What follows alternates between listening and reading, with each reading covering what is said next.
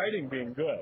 And speaking of appropriately dressed, got a nice sweater on, looking nice and toasty. Mike Frey sitting down to the table with us, and Mike Frey, one of the editors over at the Daily Journal, and you got a newspaper in your hand.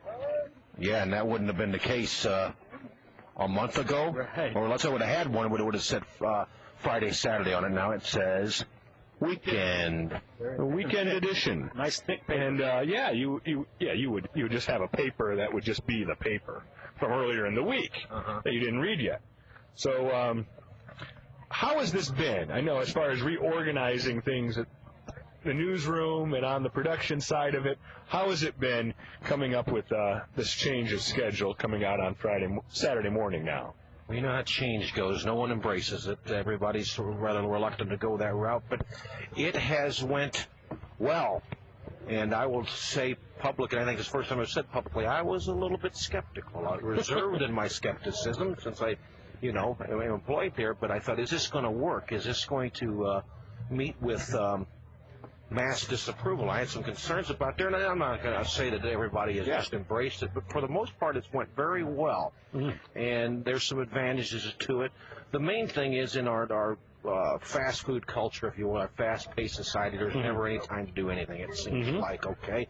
But this window allows for an extra 24 hours to read what, in my opinion, is some very good news writing, some very good feature stories in there, and this current edition, which has been out for the last few hours, is an example of that. Sure. I know I usually didn't get to the Sunday paper till Monday or Tuesday, so now I get to the Saturday paper Sunday, or maybe Monday. But you're absolutely right about that, Mike. The way time has gone and people's lives are so busy that it's tough to have that time, and you can't devote Sunday necessarily to get through the whole paper. So I think that makes a lot of sense. You mentioned some skepticism maybe when it all started. How has the staff overall responded, and what has it done to their deadlines and things like that? Well, the deadlines, like right now, it's ironic you say that because I was up there catching up on a few items this morning. There's one other person there with me, and that would not have been the case. It would have been half a dozen. So it's just kind of the amount of work is still the same. It's just structured different. Friday nights are much busier in there. We're not a skeleton crew on Saturday necessarily. I think there was some sentiment, well, they're just shutting down for the weekend. That's not true. There are people in that newsroom on both Saturday and Sunday. The sports people particularly busy on Saturdays as they get the information together for what is now known as Sports Extra and Monday. And there's also Sunday staff in there, too. So readers out there, if you have something to share during the weekend, please don't think that you have to wait till Monday.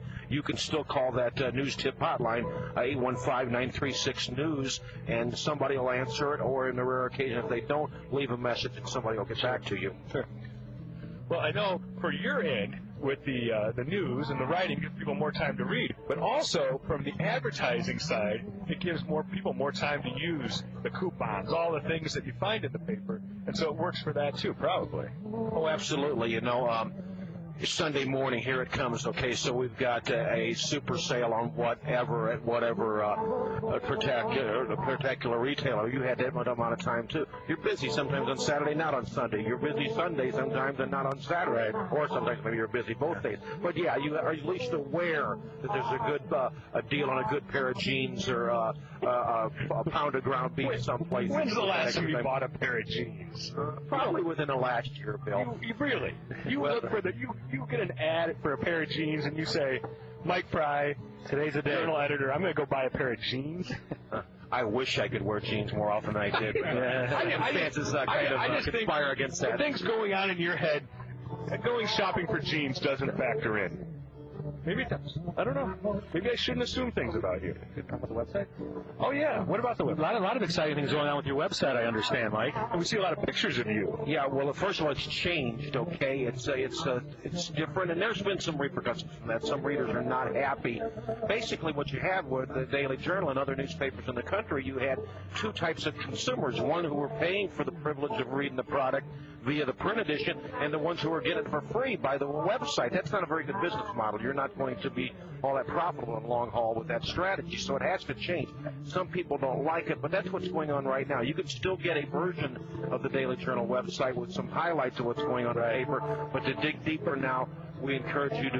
The content of the website is really changing, though, as well. With more video offerings, and I know you're very involved in that, doing some video updates on the web. Yes, they decided to have a person whose face is best fit for newspaper work or maybe radio and in front of a camera, okay? But the News at Noon has been, is 4 days old now. We've had 4 offerings, if you will. Caleb Benoit works with me personally on that. We do a segment together, and then we have a variety of other feature-type segments.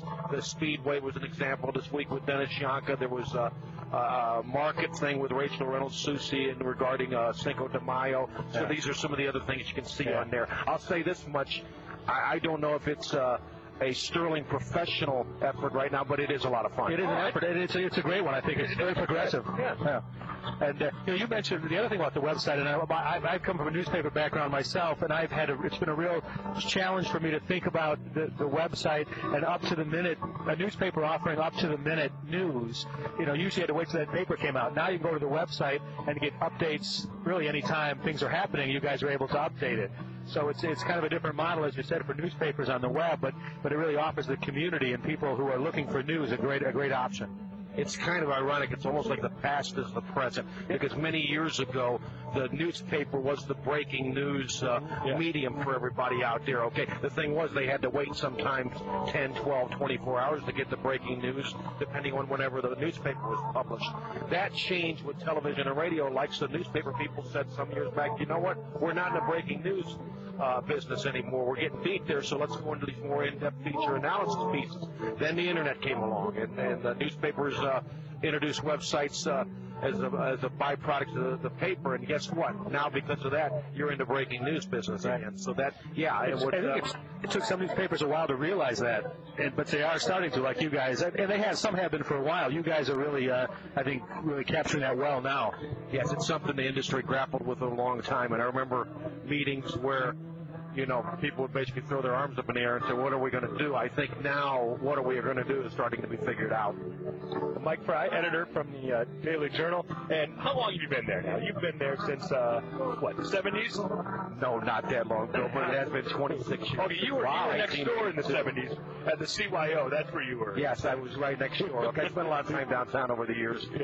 But, 26 years. It's kind of ironic because I went to school at Southern Illinois University of Carbondale at that time, but I would come home and work for the paper like on holidays and breaks, so I was still technically on the payroll, and even did a little stint at the Amarillo, Texas newspaper, but never technically came off the payroll, so that's why I can claim 26 years. Mike, our question of the day for all our guests: who is your college commencement speaker?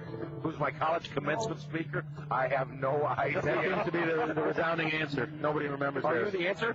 No. Mike Frey, thank you for joining us. Hey, what? You're coming out nice all of a sudden. Yeah, all of a sudden Mike shows up and the sun comes out. We got to get you down here with a grill someday.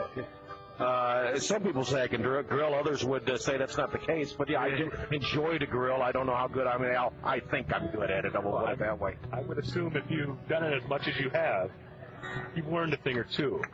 Repetition counts for a lot, yeah.